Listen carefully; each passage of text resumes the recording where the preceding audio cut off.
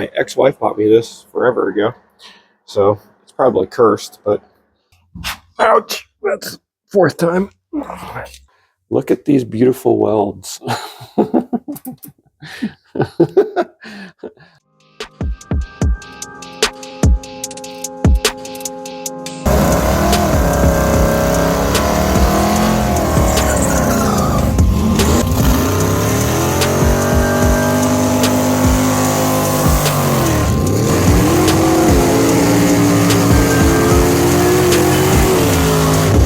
Well, we're back on the Belvedere this morning, and today we're going to try and get new brake lines run for the Dana 60 that we installed.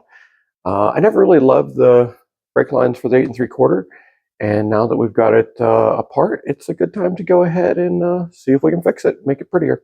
So also it used rubber lines, and I never really liked rubber lines, so here's what we're doing. All right, so we sent Mom to Jegs yesterday, and she scored. We were able to get this braided brake hose kit for the GM metric brakes. This is what Betty has on the back, and it comes with the little tabs that we can weld on the housing so that it'll hold our fittings and be a nice clean installation. So let's show what's going on underneath. You can see I got my helpers out here today. They are very helpful. Unfortunately, Miss Izzy's had some health problems lately, so we're hoping that she keeps recovering. She's doing good this week, but she's had a rough couple weeks. So hopefully she'll be okay. She is, I believe, 16 years young, so she is living her best little life in her PJs out here. Huh. Yeah, so I'm living my best life in my PJs. All right, so this is what we had before. You can see this is just a rubber line, and it's not too pretty. It doesn't have a vent tube. So, you see I got a whole, what I've learned is when you go to the parts store, just buy all the different size brake lines, because you never really know what you're going to need. They're not super expensive, and it's way easier to just have them at the house than it is to have to make 7 trips to the parts store. Huh. Yes, it's way better. Yeah. Although she does get to go. She does like going for rides to the parts store. Huh. Yes. Oh, she's a good girl. She's a good girl. Okay. So before we had these rubber lines, and although they are functional, they always had like an odd bend in them, and I never really liked the way that bend. That just seems like a bad idea to me. So this is what we're replacing it with. So this is the braided line. I've already got one on. And you can see how much of a cleaner installation this is going to make. So I think what I'm going to do is just wrap it in a circle like this. I think we'll mount this in a little loop here. That way it won't have any tension on it. And then we can put the little tab there. I'll just weld that on the rear end, and that'll be super strong. This is the factory line junction. So let me know if you've heard this before, but of course this kit here, this is a kit from Dr. Diff that goes from your factory Mopar line to your rear end, and then has the factory style splitter back here with your vent tube. So I think this kit is, I don't know, it's not very expensive, but it has all the parts in it, and it fits perfect. And that gets you so you're not using a rubber line right here. And now we have a braided hose right there. Because those rubber lines, I've had those on the verge of failing. I've had them failing. And you're just always better to use these braided lines whenever possible. And this looks like it's going to be super nice. So we got a brake. We're going to do some brake lines here. We need to go to the, obviously, to the driver's side and then to the passenger side, and see if we can get this rear end buttoned up.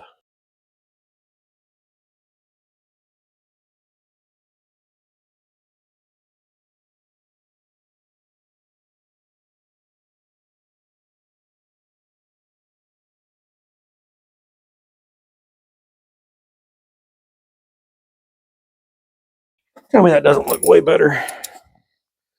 Not to mention it's safer. Ouch! That's fourth time. All right, I got the little tabs welded on the rear end here to hold the brake lines. So let's take a look. My welds turned out amazing for me. Check this out. Look how good that weld turned out. That's just me with my little 110 MIG welder. That turned out amazing. I'm getting better. So I'm super happy with that. Look at that weld. Look at that. I'm very proud of that. All right. So next we can go ahead. So I measured these. They're both, it's 2 inches from the leaf spring perch. So that gives me room. Gotta be honest, the weld on that side turned out pretty good too. I tried to get them both lined up with the center of the rear end and then measured 2 inches. So they should be symmetrical because I'm a little ADD or OCD, I guess. But yeah, I had to mess up my pretty paint job there. But luckily this is just Rust-Oleum semi-gloss, so, or not, yeah, it's just Rust-Oleum, so I'll just hit it with a brush and we'll get her painted back up. And this is my little old welder that I've had. I've had this welder since like 2002 or 2001. My ex-wife bought me this forever ago. So it's probably cursed, but honestly, I was almost out of gas, so I had just enough gas to finish those up. So we're gonna have to load up on gas. And yeah, so all right. We've been plugging along on the Dana 60 brake lines, and I think it turned out pretty good. Let me show you. All right, so I got Dr. Diff intermediate hose, I guess. We got that all hooked up, and then I ran the line over the rear Dana 60, and then it does a little whoop-de-doo and connects into the side over there. But it actually follows the contour of the Dana perfect, so should be pretty good. And then this side here, it's just a little short little whoop-de-doo. Of course, short brake lines are kind of sometimes harder than the longer ones, but that one's only 8 inches, and it turned out just fine. And you can see everything connected, hooked up. Looks pretty good, I have to admit. Really happy with how this turned out. Got it painted back up, and I think we're ready. Let's see, we need to get the drive shaft next. So we still got to get the drive shaft shortened about 1.25 inches, and then we have to set pinion angle. So we're back on Betty White to finish up the Dana 60 install. We had quite a delay. We finally got the drive shaft back from the Driveshaft shop.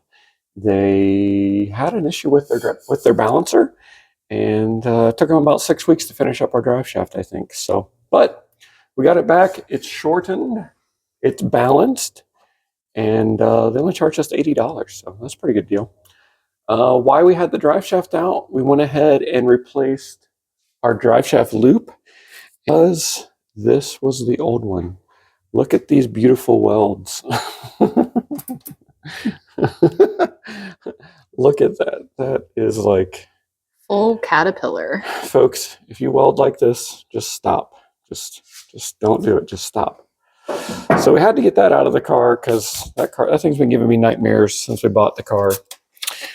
We put in, similar to the one in the Dart, this is from Metco Motorsports, just like the other one.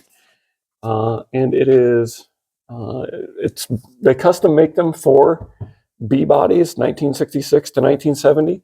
And you can see it fits absolutely perfect. Like, I think it was like $99 or $110, something like that. It wasn't super expensive, and it fits absolutely perfect. So super easy to install. Yeah, I couldn't ask for anything better than that. This is way better.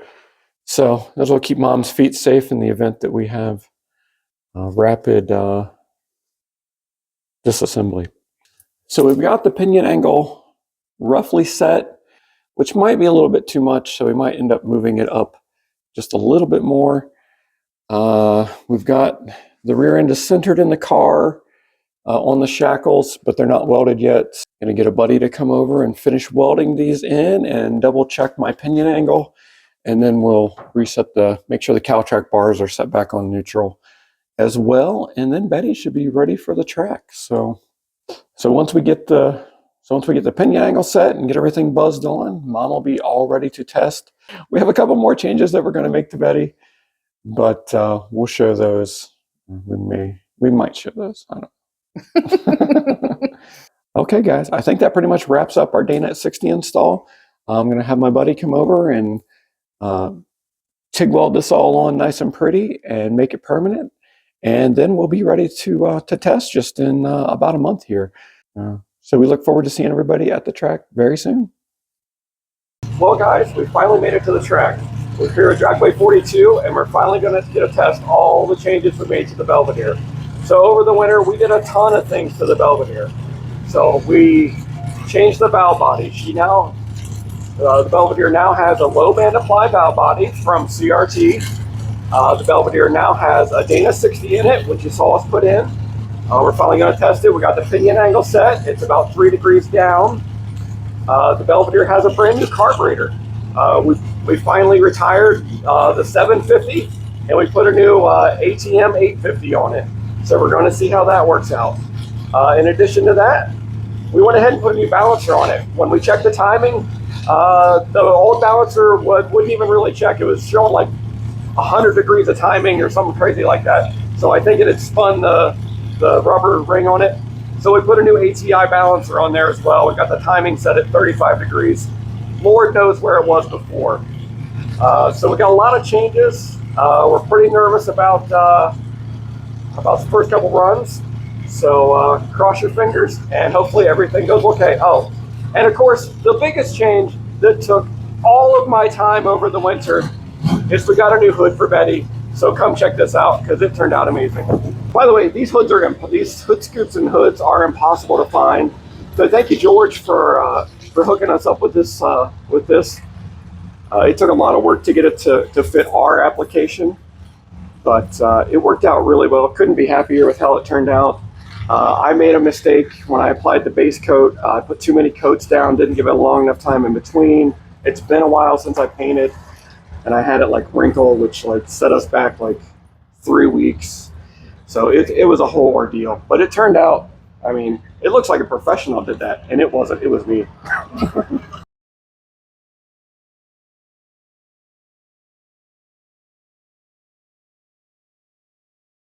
Oh, interesting fact. I don't know if you guys could guess what color Betty White is, but when we took it to Market A1 to get the color match, it ended up being Jaguar White. So that's an interesting fact. I never would have guessed that Betty was Jaguar White, but she is. So anyway, we're going to go hit the track here in a little bit and see what it does. Cross your fingers with us, and hopefully everything goes as planned.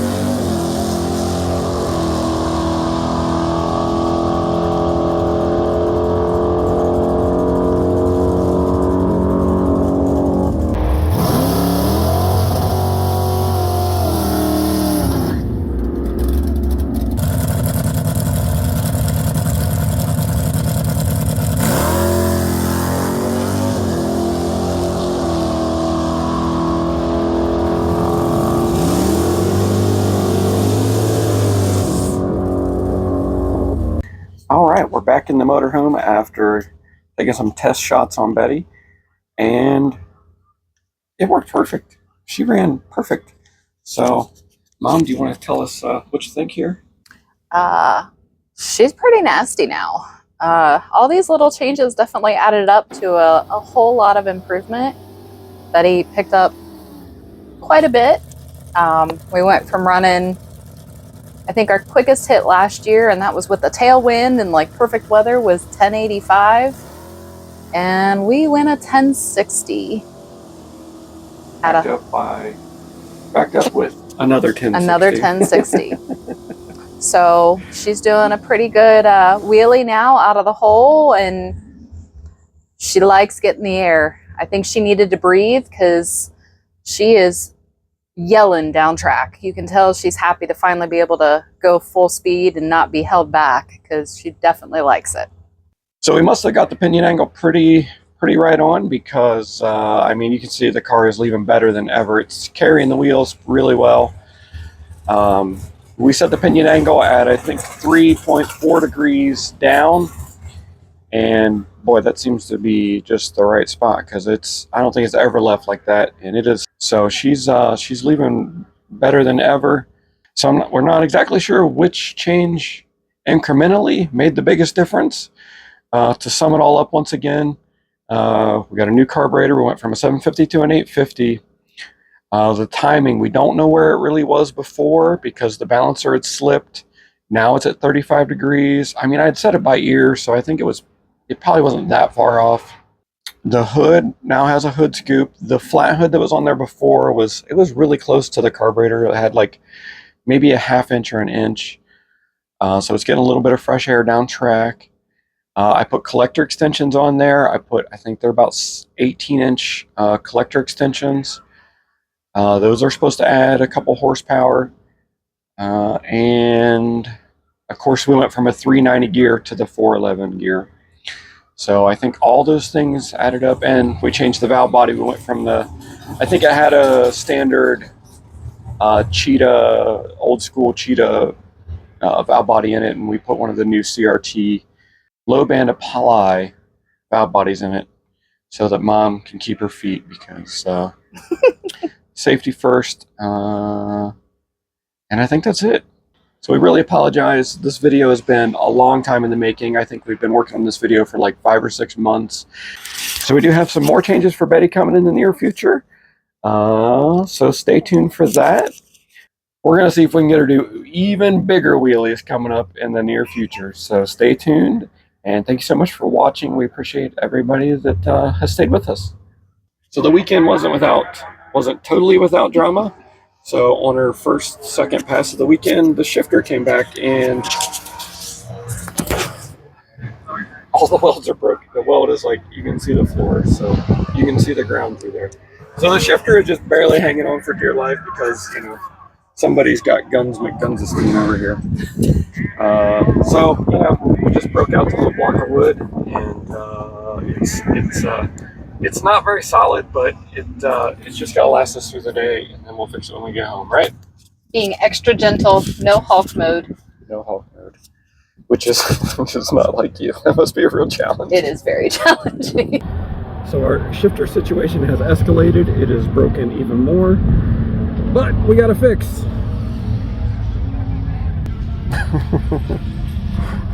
So, yeah, I feel like Freiburger would be proud of this. I mean, it's actually, we got zip ties here, we got a block of wood here, we got duct tape here. I mean, this is pretty legit, you gotta be honest. I mean, she just won first round. We're not just gonna go home because the shifter broke, so we'll keep on keeping on. Thanks for hanging with us, and we appreciate every single person that watches. And if you haven't already, go ahead and click like. And if you're not already subscribed, go ahead and subscribe, because I think like 80% of our viewers are not subscribed. So, all right, we'll talk to you later.